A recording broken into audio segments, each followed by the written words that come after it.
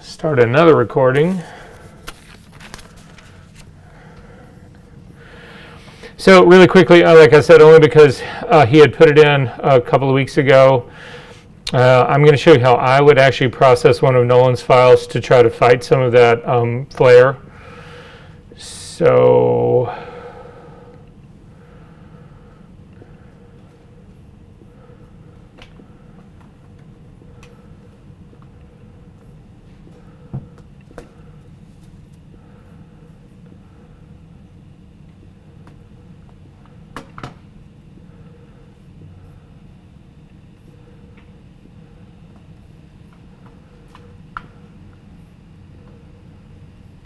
sorry, let me quit a few things here to free up some resources.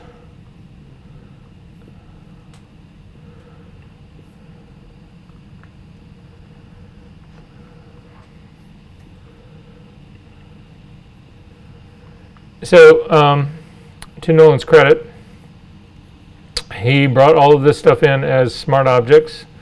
So down here at the very bottom is his original raw file, and if I double click on it, I can actually open it up. And this is basically what the file looks like. And again, I feel like there's quite a bit of flare that's hitting sort of around on this, so we're going to sort of like compete with this as much as I possibly can. I'm not sure that the image is even white balanced. You can see I've got a missing. He has done a custom profile for this sensor, which is great, but it's not embedded in this, so I don't get to use it, but nonetheless, hopefully he will still have it. I'm going to see if I can't get a white balance on the pearl earring, and you can see it changed things a little bit. If I go undo and redo, it takes a little of the warmth out of it. I actually prefer the warmth in here. I'm also going to try his eye to see if we can't get something in there a little bit better. So I'll try on this side. And again, I'm looking what it does to the skin tones. It's putting in too much green in the skin tones. So I'm going to simply accept the fact that it is what it is right now. But this will be a good scale for us to actually try to do this other work. In newer versions of Photoshop, you used to only have clarity. They added texture after a little while. And finally, now they've added dehaze. Dehaze is actually exactly what it sounds like. If you actually crank it up, you can see that it pulls out that that sense that things have been flared. So it's pulling that haze part out of it, and you can see it does actually a pretty good job of it. Now I think that this is probably a little too strong, but let me go back to 100. A little too strong. It's also darkened things up considerably. So anyway, I'm going to start to crank it up to the point that I really just feel like that the haze is beginning to leave. And so I'm somewhere up in the, roughly in the 70s up in there. That part actually works for me. I feel like his skin tone now is too dark. So again, I'm going to actually pump him up just a little bit. That brings back in some more of that flary haze part. So it's sort of iterations going back and forth. So I'm going to continue to sort of like push it that way.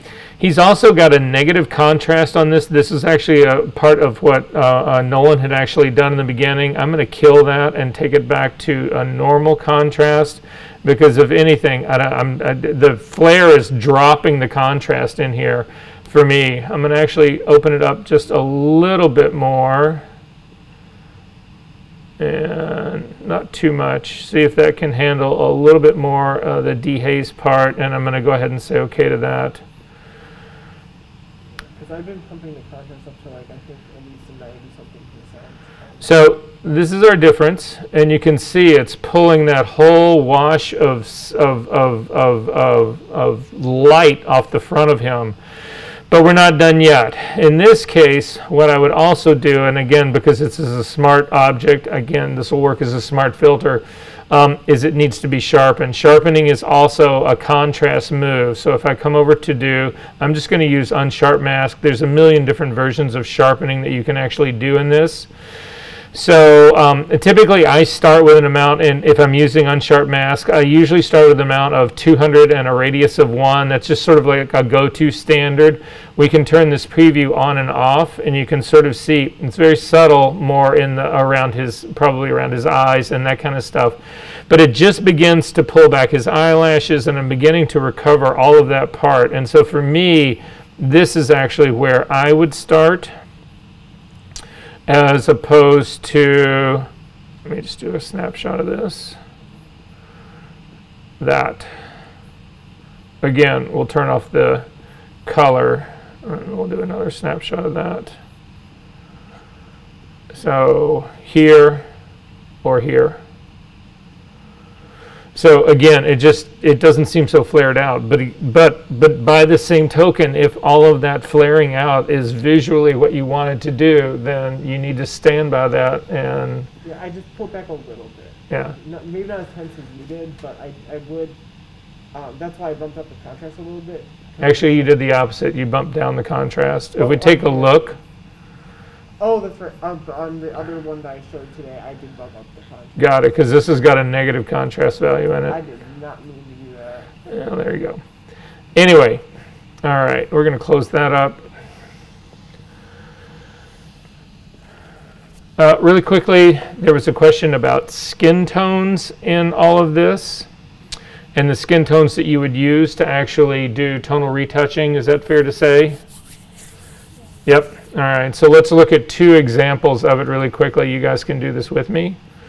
The first one, again, this will be in your class sessions. Let's go to class number go to class number 5. I'm sorry, number 3, and we'll open up Sunny. We'll start with, let me get rid of all of that.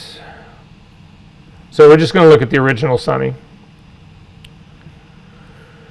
And so if I was going to do tonal retouching on this, again, the way we set up to do tonal retouching, remember, the order of this matters. So the very first steps you do, regardless of whether you're going to use tonal retouching, frequency separation, whatever, this order never changes.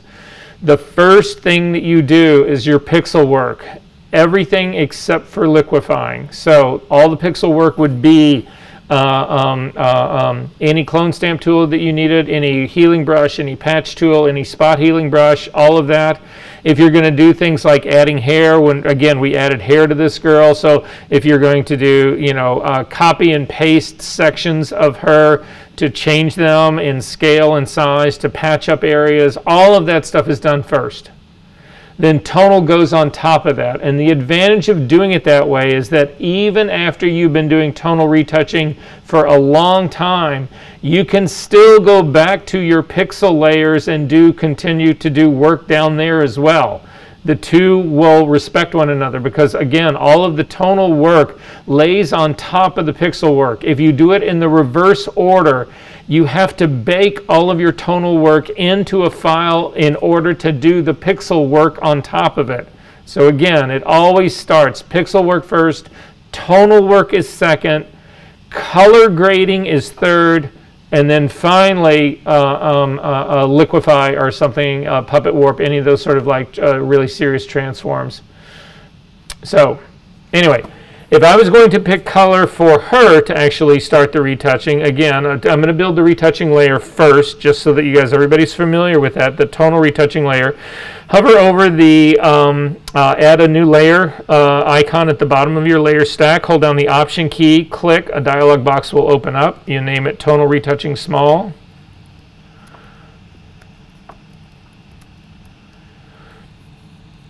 Change its blending mode from normal down to soft light and click on the checkbox next to say fill it with a neutral 50% gray. And it creates it, it names it, it sets the blending mode right, and we're good to go. Now I'm going to come to set my colors now. I'm going to pick on my foreground color to start. And in my foreground color, I'm actually going to simply sample part of her skin. Now, a lot of people will actually immediately go to like the, so a classic, the way I learned to do this is that you would use the highlight on the tip of a nose and just inside a nostril. Those would be your highlight and your shadow areas. I don't do that anymore. I actually base it on a good skin tone.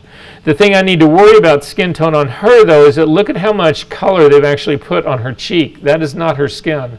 That is not her skin color. That's actually makeup that's been added. So I look for a place like more like on the side of her nose. Now, there may be foundation on that, but for the most part, I feel like it's a legitimate color. And so I'm simply going to click on that, and it will actually give me the color of her skin. Now, I'm not so concerned about anything doing any of this except for the hue. And you can see it's picked a hue of 25 degrees. Now, I need to make it brighter because this is going to be my dodging color. So I'm going to click on the brightness radio button. The column then right next to it becomes a brightness column. So I can take the two little arrows and slide them towards the top to increase the brightness, to make it brighter. However, you don't want to go all the way up to the top, because once I do a saturation change, I would start to lose color, and you basically will end up with white, and that's what we're trying to avoid. So I crank it up. Right now I'm in sort of the low to mid 90s for my brightness, and then I'm going to click on the saturation radio button and pull it down. Again, the column now becomes the saturation slider, and I'm going to pull it down, but again, not all the way down. You want some color to remain in there. So I'm pulling it down. I'm around a 13, 14%. Looks good on my screen. Maybe down just a little bit more, 11, 12%, somewhere in there.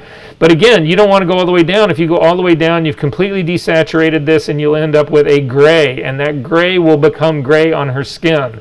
So I'll say OK to that. So this is basically my dodging color. To get my burning color, I'm going to click on the background color patch to bring open the color picker. Now in this case, you could try to pick on the very same place that was on her face that I just did the other color, or simply come over and click on your foreground color. Again, all this does, all we wanted this to do was establish the color of her skin, which is a hue of 25. Remember, 0 would be a pure red, so this is reds starting to move into, well, it's moving away from green. So it's starting to move down into the blue range if you look at the color wheel. Not a lot, but in that direction. But now I can again change this to make this my burning color. My saturation slider was already selected, so I'm going to boost my saturation to somewhere around in the 40s is typically where I go. And then again, click on the brightness slider and drag it down. You don't want to come all the way down because you'll end up with black, but I come down to a really dark version of this. So if you want the same tones that I would use for this, the hue is 25 degrees. We got that by clicking on her face, but a saturation of 45% and a brightness of 15%, and that's what I would use. And I'm going to go ahead and say OK, and these are now my dodging and burning colors. You can save these colors. If you've already made them and you want to save them, come up to the window menu, come down to swatches, and in swatches you can come down. We can actually create a new group. So at the very bottom, the thing that looks like a little file, you can click on that, and we're going to call it skin color, colors, and say OK to that. And now we can actually create a skin color. So if you come right over next to the icon that looks like the little folder to a thing that's a square with a plus in the middle of it, click on that. It's going to say, OK, name this swatch, and it's picking your foreground color. So with this foreground color picked, what I would do would be, again, I would use the file name that you're actually using for this figure. So I would call this Sunny's Dodge, and say OK. If you now hit the X key, you will flip these two colors. A thing will come up and offer to, do you want to add this to your library in the cloud? I'm going to say no, I don't want to do that right now. Hit the X key to then flip your dodging and burning colors, and click on that little plus again. And now we can name this. Again, it loads the foreground color, which is now the burning color. We'll call this Sunny's Burning, or yeah.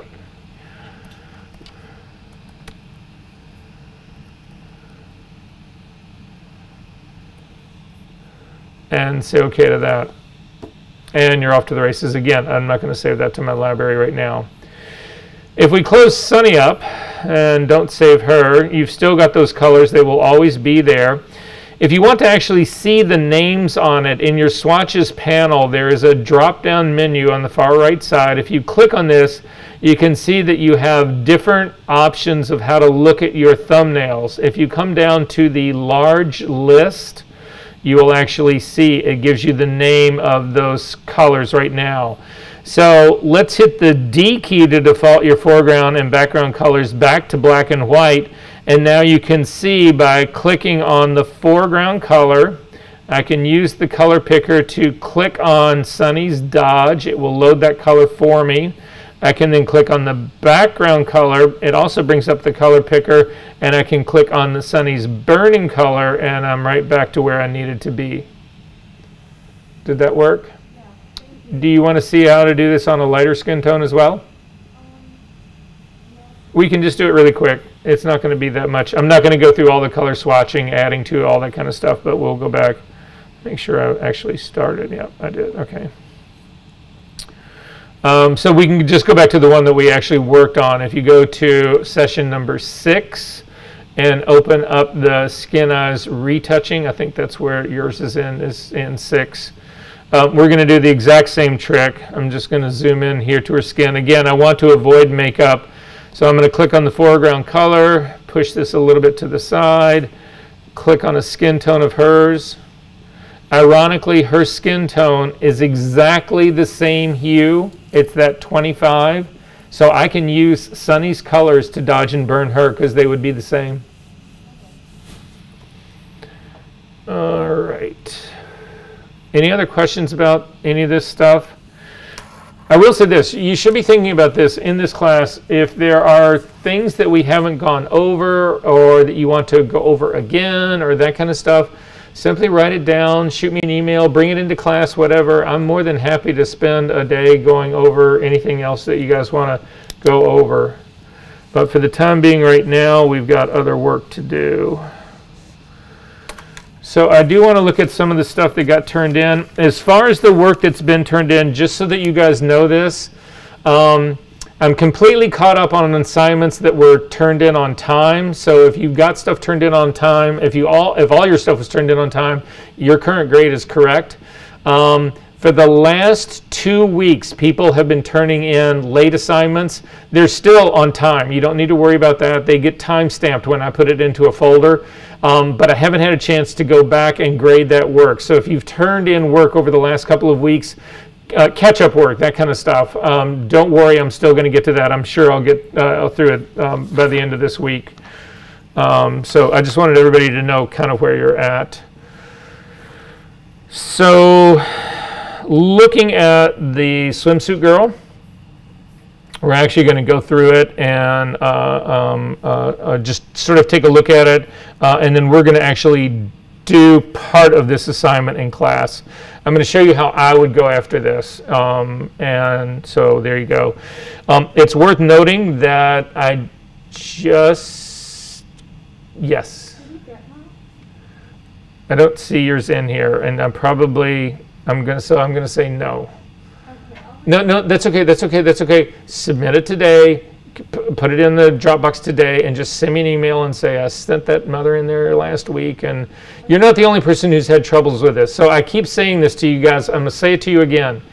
If for some reason I have graded something for you that's late, and it's called late, or you got a 0 for it, or whatever, and you think, oh, son of a bitch, I turned that in, all you need to do is turn the file into the Dropbox, but send me an email and say, I turned it in on time, or I turned it in a week late. If it's beyond a week late, there's nothing I can do. It's still going to be a 0. But if it got turned in on time or within that next week, it's a grade. It gets to get graded. And believe me, 50 is massively better for your overall final grade than a 0. So every little point helps. Please do not let that go unnoticed, okay? There's no way I'm going to know other than what I see and what got turned in. So it's kind of up to you guys to troubleshoot, check your stuff. And I would say that you should be doing that in probably all the classes.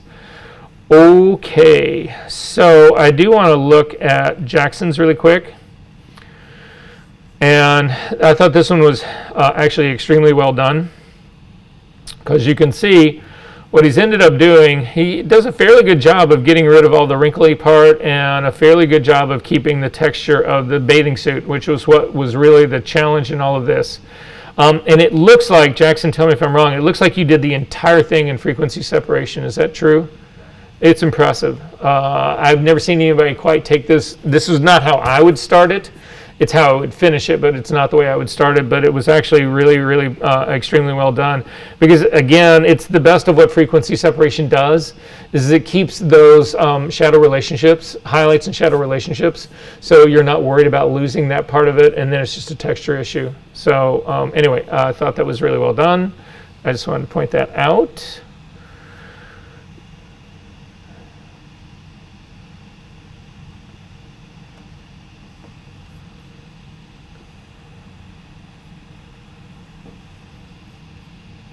I want to take a look at Lauren's next. So this is the way a lot of people will conventionally start it. If you take a look at her layers palette, you'll see, I'll go back to the beginning, that she's actually taken a different image. I'm going to turn off. This was the image that she actually grabbed and laid it on top. And the advantage of this was that a lot of there was a lot fewer wrinkles on this than there were on the original suit. So it gave her a jump start in that part, and that I thought that part was great. The problem with this one is or depending on which one you pick, in this case, it does a pretty good job all the way around, but she also felt the need to actually change that top boob a little bit. But I think, unfortunately, what ended up happening is it got moved into the wrong place. It looks too centered right now. If we turn off the mask for this, you can sort of see that's the image that she was actually using to replace that. But if we actually turn down the opacity of this, you can sort of see, let me zoom in here just a little bit. You can sort of see where things were supposed to go and where they are, and it just seemed a little too centered. I think it needs to come back out. So I like the patch idea. I just think that realistically, I'm going to just hit the V key to move it, that it belongs a little bit more down here than it did where it ultimately ended up. And then again, I would go ahead and use whatever tricks you're using to blend in the rest part of it all. So I just wanted to point that out.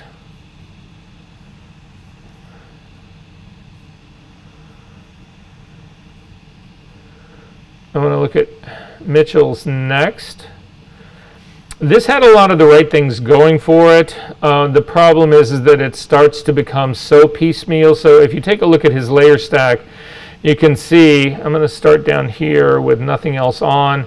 So the first was actually a piece to actually deal with the belly and the crotch part of it. One of the issues that I have with this, though, and again, it's not necessarily right or wrong. Well, let me put it this way. If you were not going to leverage things like Puppet Warp or Liquify, then it's a mistake to go ahead and cut all these out. You can see that they've actually been cut out. There's no material beyond the suit itself. That he could have used a layer mask, is what I'm saying, to actually reveal the same thing. But then all of a sudden, if you needed just a little bit of fabric over here, you don't have it. And you're going to have to go back in and do another cutting and pasting, which looks like what ended up happening. So you can see if we pull his layer stack out, it ends up being a lot of little pieces in here that go through to build this. And it's really hard to reunite all those little pieces into a believable composite. So that would have been the challenge. But the idea of stealing parts of the suit from other images was exactly right. That was exactly what this whole process was about. So you guys in your own retouching need to start thinking about not just using the images that you have got, the single image in front of you that you've got. You need to start thinking about using, okay, you've got your whole shoot. Do I have a better, let's say you needed to open someone's eyes, or you needed to change the shape of a mouth for a smile, or like in the one retouch that we did where the girl had her front teeth were slightly crossed, to actually fix that part. Can you find another image in that shooting where her mouth is a little bit more closed, hiding that? Again, the advantage of using the outtakes from your exact same shoot is that the lighting is identical, the lighting matches. And that's so hard to do. So again, that's what this whole assignment was about, was actually going to those other images to get the pieces that you actually needed to rebuild this suit. So anyway. I'm going to say don't say that. And then we've had this conversation. I'm going to show you two last ones right here. In Leanne's, this is a perfect example of what happens when you actually try to use, I'm going to guess this was all healing brush, clone stamp, patch tool stuff to try to fix this. And this is what I mean by actually the texture of it just gets destroyed. I mean, if you take a look at the before and after, the suit has got real texture in it. I mean, look at the quality of the metal part right here. But once you go through all of that, it's just destroyed. And this is what we want to avoid. When I was talking to you about using those tools on skin, this is exactly how you wind up with plastic skin. And there's no way out. This is just, again, this is why I'm tried to convince you guys from the very get-go that there are places for the clone stamp tool, healing brush tool. There's certainly places for it, but nothing on as large a scale as something like this, or as large a scale as somebody's face or their whole skin, that kind of stuff. It's just too much. It's just too much. There's another version of this that wasn't done with clone stamp tool and healing brush tool. It was actually done in frequency separation, and it was Nolan's. And I'm just going to show you this guy really quick. It does smooth everything out, but it's almost like, I don't know, it's just starting to almost look like an illustration of like a robot from the 1950s, you know. Again, you keep all the shading, but the texture is just obliterated. It's just gone. So I see that almost more as an illustration. But at any rate, for the rest of you, let's do this together really quickly. So if everybody could please do this with me. We're not going to go all the way through it, but I do want to do this, and I do want you guys to do this with me to, again, just experience some of the tools that we haven't had a whole lot of time to work with in this class. So if we go back to the class session number 10, I think that's where this girl is. Yep. If you open up the assignment folder, you'll actually see all the way down in there that there is 1, 2, 3, 4, there's 5 different images in here that are actually in that part. I want you to open all 5. So I'm going to select all 5. You can select all, if you have XMP files like I have, you can select them all. That part won't matter because it understands that. At any rate, and then just Command O to open it up. It should open up everybody into Camera Raw. So here is everyone in Camera Raw. And when you guys opened up your version of it, did it end up having this green cast to it like this? Okay, that was deliberate because I wanted everybody to at least do color balancing for all of it. I do have a color card in here, so I can color balance. So I'm going to select the white balance tool. I'm going to click on the gray patch that's right next to the red. It actually does a color balance of the first image. Then I'm simply going to go on my thumbnails. Again, my thumbnails run along my left-hand side. That's just the way I prefer it. It doesn't matter whether yours are on the left-hand side or along the bottom. If you hover over the thumbnail of the first one, 3 little dots show up in the upper right-hand corner. Click on those 3 dots and do a select all. And you'll see that you get a little gray border that goes around the other 4 images. And then go back to that same little 3 dots, click again, and come down to Sync Settings. And then simply say, OK, all I'm doing is applying the same color balance to everybody else. Now, I'm not going to use the image that's actually got the color card in it, but I am going to use the other images, and I need to look to find out which ones that I actually want.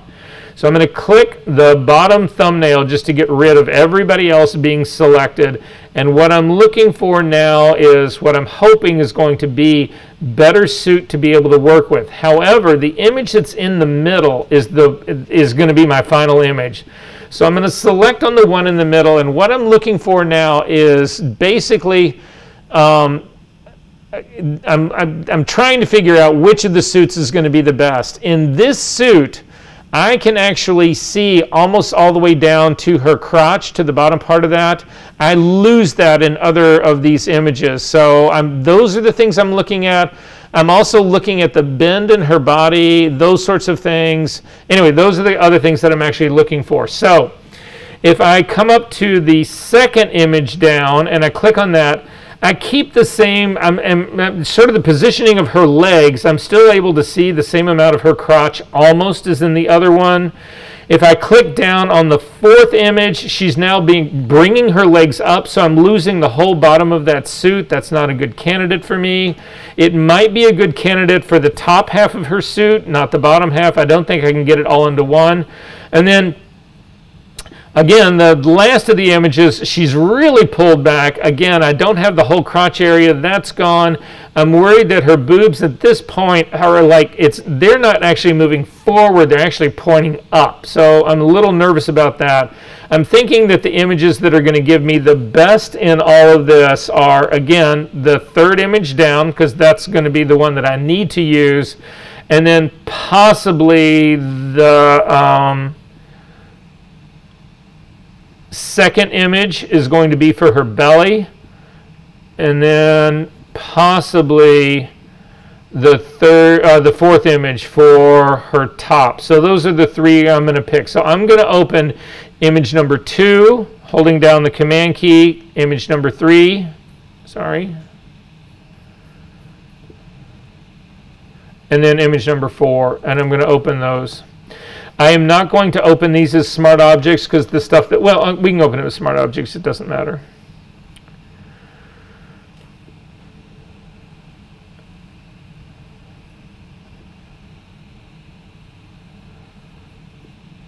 Okay, so frame number 63, the one where her head's all the way thrown back, I'm going to park that off into my dock for just a second and start to focus on the other two. I am going to, the frame number 59 is the image that we're supposed to be fixing, and then frame number 53 is where I'm going to grab the parts. So the first thing that I'm going to do on this part is, again, I need new suit material. So I'm just going to do this quick down and dirty. I'm going to grab the quick selection tool, and I'm going to come over onto her suit, and I'm simply going to click and drag down to select all of her suit. I want to get as much of it as I can, so I really am going to take my time to make sure that it grabs it all, including all of the stuff up to those little silver rings. I don't care about the rings, but I do care about the fabric that's actually going around them. And I also care all the way the suit where it actually hits the water line. I want all of that. I'm going to hold down the Option key to not select the hand that's down right underneath it. And then again, just make sure that it's gone all the way out and that it's grabbed all the exterior seams of the suit. And in my case, I've got a very good selection here. It's all selected, and I'm just going to jump this to its own layer, Command J. Now, Mitchell, when you were doing your stuff, is this how you were making those, or were you putting masks on and then getting rid of the mask and applying it? You were doing like this? Yeah. So again, this is a viable way of doing it. The reason I don't want to use a layer mask for this is that I actually am going to puppet warp this. And if you remember the class that we did with puppet warping, when we isolated the girl from the background, you could puppet warp everything. You could bend her arms and her elbows. You could stretch her legs longer, her neck longer. You could rotate her hand under her butt. You could do all of those things. However, if she was on the background, on that white background, remember when we tried to do that, because she's connected to the background, there was no way to actually transform that stuff. So this is going to allow me to transform this suit. The first thing I'm going to do, though, is change it into a smart object. So up to the layer menu, down to smart objects, and convert this to smart object. And then I'm going to drag this on top of the image that I want to use to fix. So I'm simply bringing it, again, I grab the Smart Object layer, I'm dragging it on top of the other image, the one that I'm trying to fix.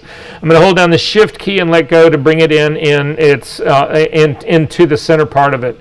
Now, as far as this original image goes that I just copied that from my frame number 53, I've got everything that I need out of this, so I'm going to simply close this up. I don't need it any longer, and we're going to just try to work with the one that's already down here. So with the one that's already down here, I'm going to zoom in a little bit. I'm going to grab the V key to get the move tool, and what I'm trying to do is just roughly get this thing so that it's kind of close to her body a little bit. So that's where I'm going to start with this. Now again, this is a smart object, so any transform that I do on this will be non-destructive because it'll end up being attached to this as a smart filter. And so that's how I'm going to actually go about doing this. I am going to puppet warp this image. So I'm going to come up to the edit menu, down to puppet warp. Puppet Warp dialog box will open up. The very first move I always make is to change my density from normal to more points. It gives me a finer mesh, it gives me more control, and I can put points closer to one another than they actually are. I'm going to start on her back hip, so her hip bone that's more towards the top of the frame, the one that would be furthest away from camera. That's where I'm actually going to start. I don't like watching seeing the mesh on here, so I'm going to uncheck the little check mark right next to where it says Show Mesh. And then the first move I'm going to make is I'm going to set a pin down right at the edge of the new suits. What I'm looking at is the sort of the way they've whipped the fabric around those little silver rings. There's a hem in there that I can see. If you click on that, you can actually move it around and you can see the difference in the two, and I want them to line up. So I'm going to drag this up and put that point so that the point that I just added is those places on the hem, on the one, the new one and the old one are in the exact same spot. Then I'm going to back out a little bit because I know this suit needs to be rotated. I can see that her top is actually much further down in the image than it should be. So my next move is to actually rotate this, and I'm going to do the same hem thing that's at the very top. The ring that's up by her shoulder, I'm going to click on that same place and put down another point. And now when I bring this up, it will actually rotate around this, and I can actually drop that ring right there. So now this is beginning to work for me. However, it's going to start getting really difficult for me to see old suit and new suit. You can still drop the opacity while we are in a puppet warp. I haven't committed this warp. I'm just going to drop my opacity down to like a 75% so that I can see old suit underneath the new suit. And then I'm going to start laying down points to actually map the new suit to the old one. So I'm going to start in the middle. If you take a look up at my screen, I'll just show you where I'm working at. I'm going to start in the middle right here, and I'm going to click on a point here, and I'm going to bring this in to sort of start to begin to describe the curve that's along her body. I'm also going to do a point right on her bust point on her boob that's higher up, the one that's higher up on the screen. And then I'm going to come to her crotch area, and I'm going to click on a point right there and try to put that more into place, and I can drag it out as well a little bit more. I'm just roughing this in, and then I'm going to go in and fine-tune this. I'm going to come in tight on the other leg, so now I'm looking at the hip that's closest to us, and also that very same little hem point that is supposed to be wrapping around the ring. I'm actually going to drag the image down to get to that part. Now when I do this, I need everybody to look up at my screen. It actually distorted the area in between the two, which I don't want to do. So I'm going to hover over that point. I'm going to hold down the Option key and just slightly touch my mouse and I get the scissors and I'm going to click on it to undo it. And instead of grabbing it right in the middle the way I did, I'm actually going to grab one of the sort of the two edges, the sort of the knobs that are, and the way those hems look, it looks like there's three pieces. There's a sort of a square area on the left side, a square area on the right side, and sort of like a triangle in the middle. I'm going to actually use that to place this better so that I actually can shape the way that guy is. And it looks like I'm going to need something in the middle as well to pull it down a little bit. But that's why I actually am allowed to use more points, and that part's great.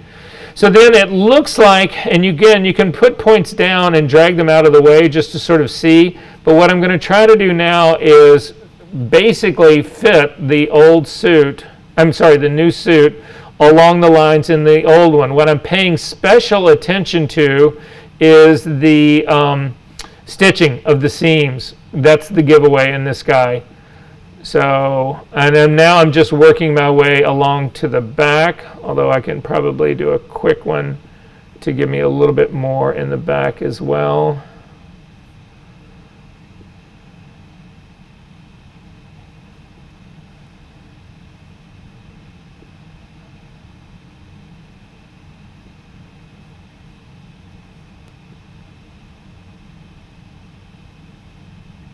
And again, don't be scared of putting down too many points. That looks pretty good.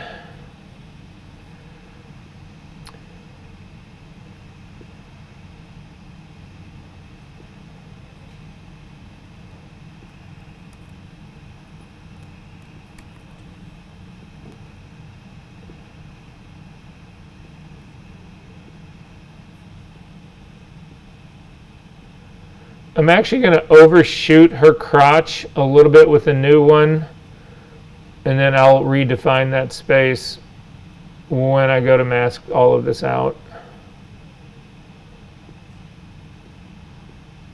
Make sure that the edge, though, that you're building doesn't look scalloped. If it does, you need more points. You need points to go in between those scallops.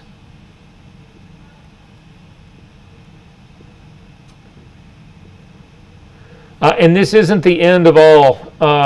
Once we go ahead and start to actually put a layer mask on here, we can still refine it. So don't feel like all of a sudden, oh my God, I did all that work for nothing. If you are close, once you get up to the area that's right underneath her boobs on this one, you can't really go any further. We need another image to actually do that part. It's not this one.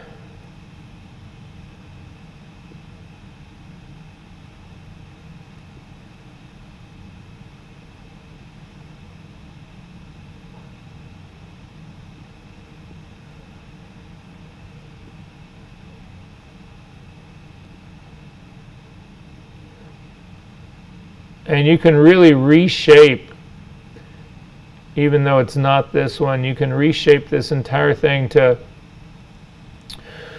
go around so that the very top of her suit matches the bottom part.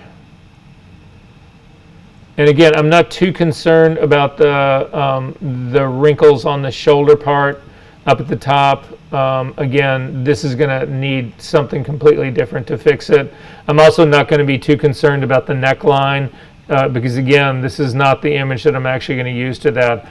But I do feel like this is actually fit now on her stomach pretty well. And so I'm going to go ahead and say, oh, there's a small area right down here that's not.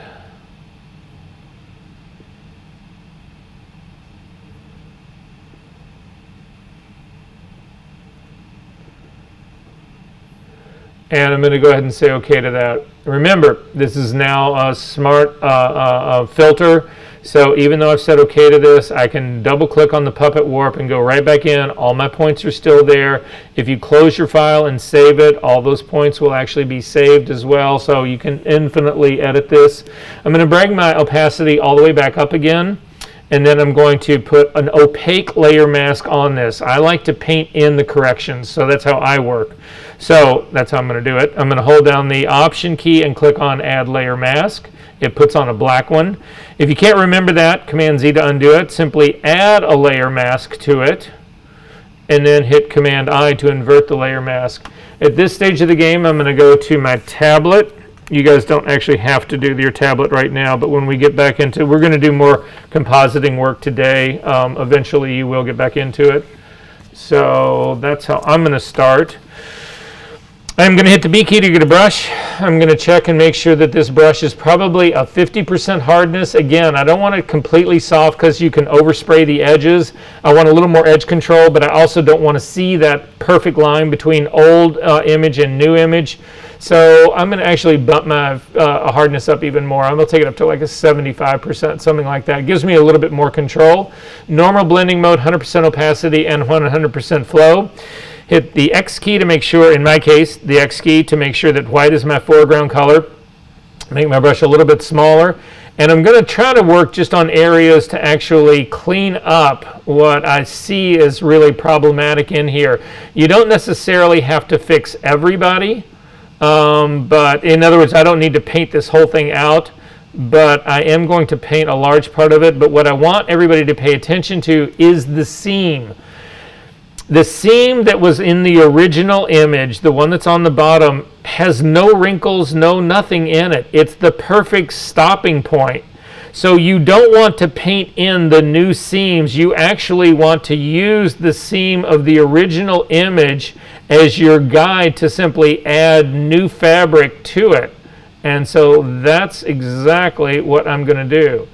Now, when you're doing brush work like this, it helps a lot to periodically lift your brush up off or let go of your mouse, bring your brush up off your tablet, because again, let's say I did all of this suit in one stroke and at the very end screwed something up. Then I got to hit Command Z to undo it and undo everything. If you periodically lift your brush up off, then your undos become, they don't go as far back in time as maybe you were. So I can take care of all of this. If you I need everybody to look at my screen really quickly. If you overshoot something like this, I've got actually part of the image that's coming in, that's on her leg right now that shouldn't be there. Simply hit your X key to get the black brush, and you can actually do it again. Now, in this case, I need, again, everybody to look at my screen here really quick. There is a problem that I have right here, and it's the fact that I didn't puppet warp enough to get this area. You guys see that dark area that's right down here? I didn't get that actually up against her leg the way I wanted it to. So at this stage, I do not want to change my mask. My mask is actually in place. I need to continue to transform the suit, but I don't want to transform the mask that goes with it. So again, the link that sits between the suit, pixel content, and the mask that's revealing it, you need to click on that to break that link so that when I transform the suit, the mask will not transform. It'll stay exactly where it is. So I'm going to click on this suit again. I'm going to double click on the puppet warp again. It'll bring me back in, and I simply need to add a point that's down in that area and pull it down so that it covers that part of the suit that actually wasn't covered. And then simply say OK to that, and back to my brush work on the mask, and I can continue on. So I'm going to work my way up, oops, with white to take care of the rest. And again, I'm going to try to stay right inside that line of the seam. So keeping the old seam, and again, you'll see a problem. Look at my screen here really quickly. I've now got suit that's actually showing the old seam. So again, I'm going to go ahead and do the entire line that's along this edge right here so that I know what I need to puppet warp. Again, the link between my pixel content and my mask is still broken, and I'm going to leave it unbroken. I'm selecting the pixel content again, double clicking on the puppet warp. You do not want to add another layer of puppet warp. You want to actually continue refining the one that you've actually got. and then I'm simply going to click and drag in to pull the suit back beyond or further out so that the seam that is showing is the one from the original suit. Back to the B key and working on my mask, and continue to work my way up. Take your time on the edge right here, because then we can do one real big hit right in the middle.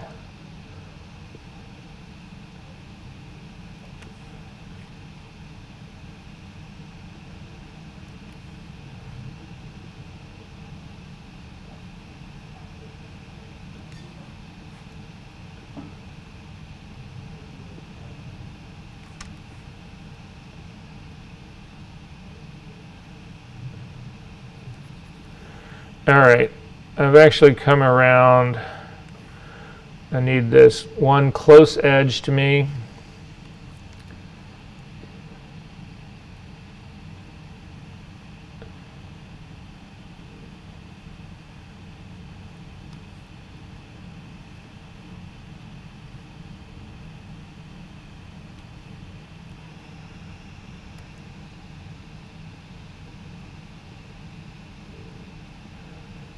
And I'm running into the same problem on this other side.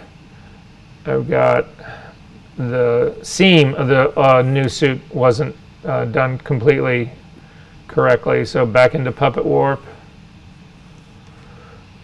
and grab little points. And that works.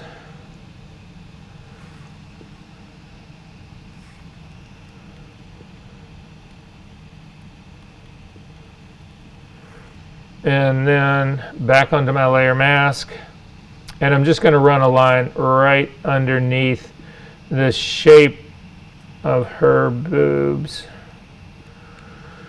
because I know I'm going to need something else on the top to get that. So then at this stage of the game, I've got, again, instead of trying to fill this whole thing in with a brush, I'm going to simply hold down the Option key and click on my layer mask, and you can see there's one little spot right there that I missed, but other than that, I've got a shape in here. I'm going to grab the L key to get the lasso tool, and I'm going to just drag inside my line all the way around. If you get nervous about taking on too much, you can do this in pieces, but I'm going to keep coming back.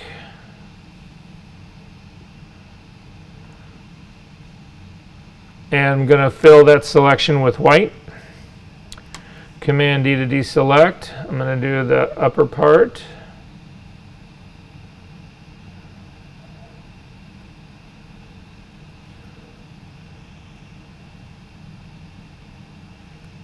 And fill that with white. And then finally the lower part.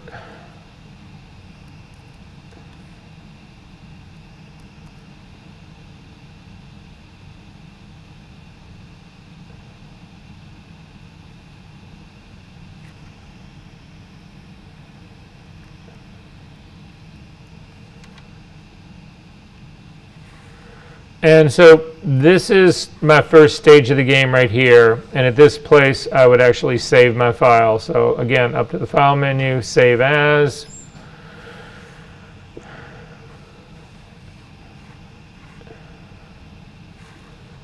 And I'm going to throw mine in my TOS folder.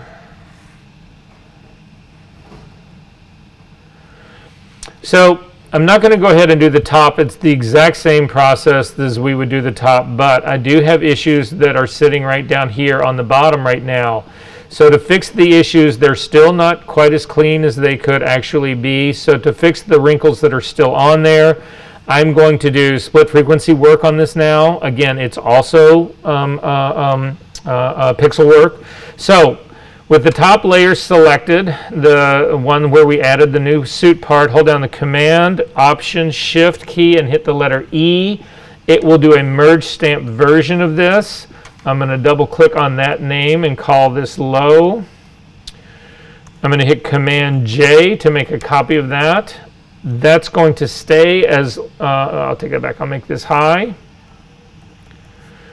I'm going to turn off high. Make low active, come up to the filter menu, down to blur, down to, blur, Gaussian blur. And I'm really going to find something in here that's the texture of the suit. So I'm going to really go more towards the side area of her boobs that are in shadow. I think that there's more texture there. I'm going to crank my radius all the way down to make sure I'm right. This is the texture that I'm looking to lose in this. So that's basically what's going on in here. I'm also, if I look at the shadows that are on her suit down here, that's not really texture. That's more low layer, low spatial density, spatial frequency. So I'm just going to do it based on the texture of the suit. So I'm going to raise this up to a 3, and that 3 pretty much obliterates that. I'm actually going to hit it a little harder. I'm going to go up to 4. So I'm going to do 4 pixel blur, say OK to that, turn on my high layer, make it active, turn the eyeball on, come up to the image menu, down to apply image. In the drop down menu for apply image, the layer you want to pick is the low layer. The RGB channel can stay as it is. You do not invert this. The blending mode comes down to subtract. And in the subtract, you have 100% opacity, an offset of 2, and a scale of 2, and an offset of 128. And say OK to that. And then change this blending mode from normal down to linear light. Hold down your Shift key and select both of them so that high and lower are both selected. Click on the drop-down menu to actually create a new group from layers and call it split. And say OK. Turn your split eyeball on and off to make sure that your image does not change. It does not change. I'm going to open up my split layer again. I'm going to go to my low layer because I think that that's where these problems really are. I'm going to try and get rid of this using my mixer brush. There's a million ways that you could actually do this, but I'm going to try a mixer brush. If I have one. Yeah, my mixer brush is not showing. So again, I don't know why my tools keep getting changed, but they do. So to get to your default tools, up to the edit menu, down to toolbar, click on restore defaults and say done. And now I will have a mixer brush. In the settings for my mixer brush, we've actually talked about this part before. The first of the mixer parts here, you want unchecked. The second one, I take that back. The second one you do want checked. So again, I'm looking at the little preview. You want to make sure that that preview gets to transparent. And I cannot remember any of these other settings in here. So immediately I'm going to go to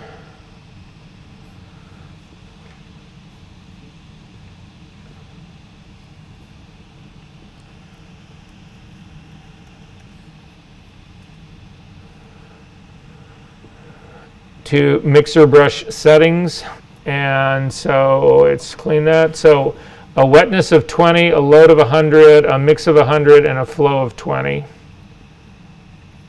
So back on my screen, the wet was 20. The load was 100. Sorry, not 200. The mix, let me check again.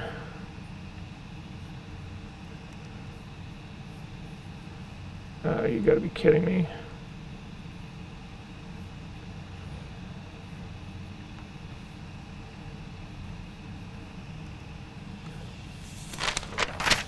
Don't waste your time, write it down. 20, 100, 100, 20.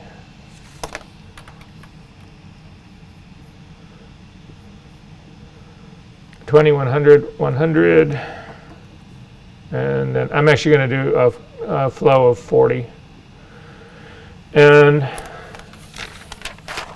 again, working on the low layer right now, a little bit larger brush, go ahead and make it a soft brush. And then simply start scraping over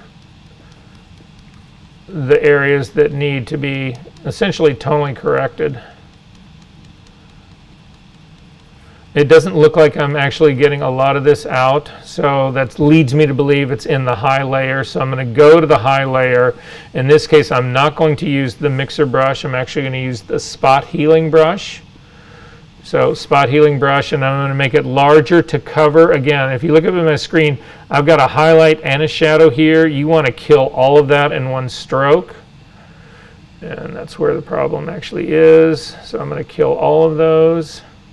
But again, this should keep the texture in here. I feel like that's destroyed the texture in this one.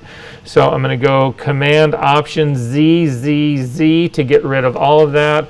And I'm going to use the Clone Stamp tool instead, because I feel like I need that same texture.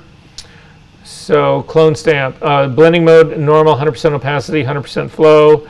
A little bit larger, make sure it's about a 50%, not a completely zero guy.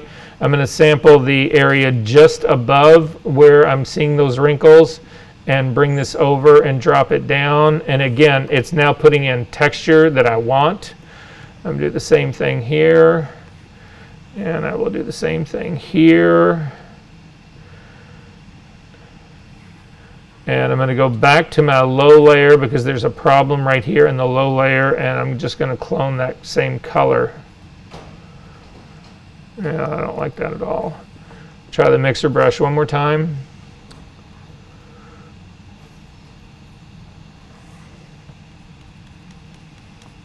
Yeah. And in the course of, you know, I don't know, again, go in and continue to work on all of this stuff. So this would be sort of my before and after stage where I'm at right now. And you can see I've come a long way, and it's only taken us 10 minutes or so. Anyway, are there questions about this? Are we good on this part? All right, guys, it's 10 after. Let's do a hard 15. I'll see you back at 25 after, and we'll jump into the rest.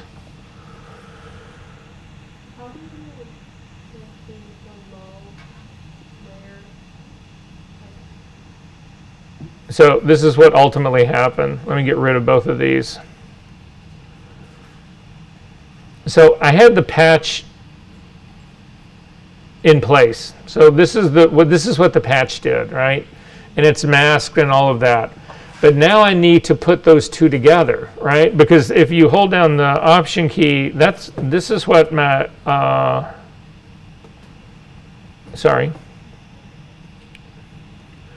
that's what my patch looks like, right?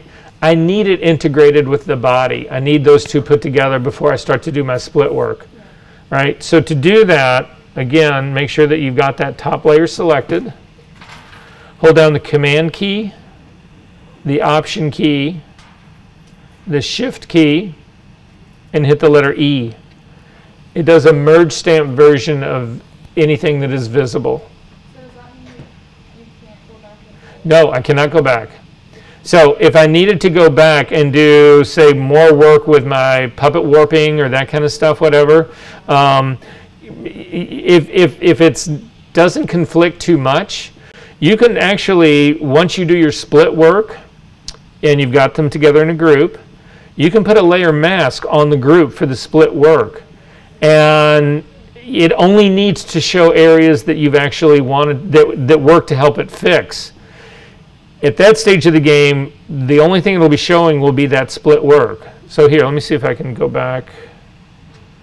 Yeah, I'm going to go ahead and split this again really quick. I'll show you what I mean.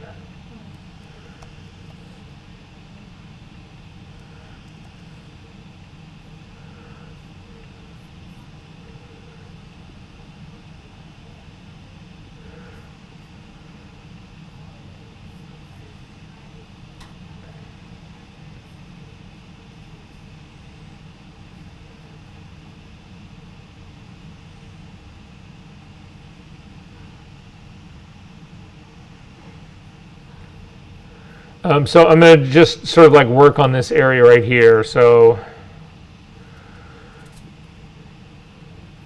again, clone stamp, we'll do it on the high layer.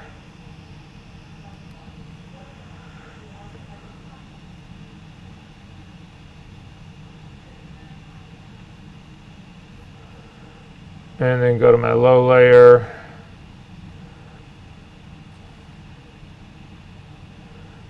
Mixer brush.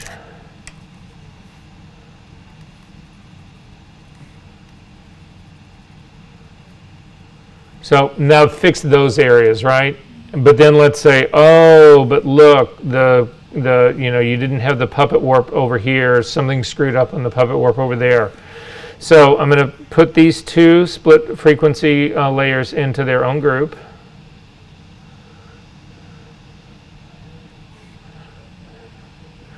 And you're right now, if I double click on puppet warp to actually open it up, and I want to change this guy right here, I can't change it because if I click on this to move it, nothing happens. I can't even see it because all the split frequency work is covering it.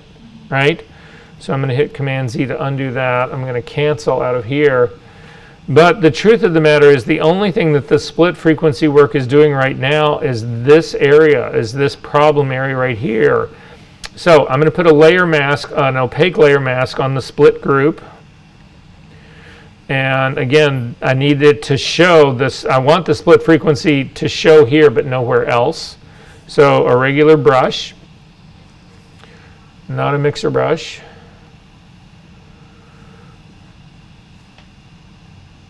And that'll work. And then white's my foreground color. So I just cover these areas. So the only thing that's really showing now in the split frequency group is that. It's just those two little spots. So now if I need to, I can go back to my puppet warping and turn everybody on. And again, now if I double click on the puppet warp to come back in, and let's say, oh, this was wrong here, I can actually move that, and you can see, oh yeah, that's changing it now. Sort of makes sense? And then a lot of times, and I don't hesitate to do this, if I feel like it, okay, well, this part's working now or something like that, there's no real reason not to actually do another merge stamp version of this. But let's say I only want the correction part I want the correction part, but I want to continue to be able to do puppet warping, right? There's no way I can merge this down into my puppet warp. That simply won't happen. But I can create an entire new smart object of these. So this is how you do that part. Select the bottom one, hold down the Shift key and select the top one. No, sorry. Select the original one, hold down the Shift key and select the top one. So this is now what I've got is the split frequency group and the original smart object that is just the cutout of the suit. You can turn this into a smart object, nested smart objects.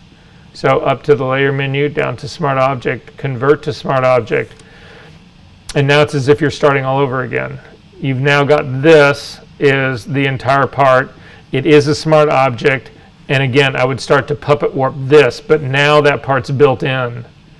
If you needed to change that, remember, this is just a protective envelope. So if you double click on it, it will open up and it still gives you, this is where your split frequency work is, and this is where the original one is, and the original puppet warping is here too.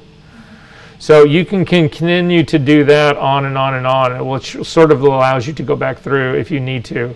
But it's just, a lot of people do this. Remember when we were doing the girl who was on green who had a little bit of mustache hair, and you had to retouch out her contacts, and there was a bunch of skin retouching, and we were doing that. But the first thing was to actually do the knockout, and then you started to do split frequency work on it, and you got this halo that came around it. That again, one of the ways to fix that problem is that all the split frequency work was designed to do was to fix the pimples on her skin and the hair on her face and all of that kind of stuff. It never ever touched the edge where the face actually met the outside. So you put a layer mask on that, and then you only reveal the areas that needed to be retouched, her eyes and her cheeks and her lips and all that. But as long as you never touched that outside edge, you never would have seen that weird halo that was created by the split work. It would still look like a solid line on a white background.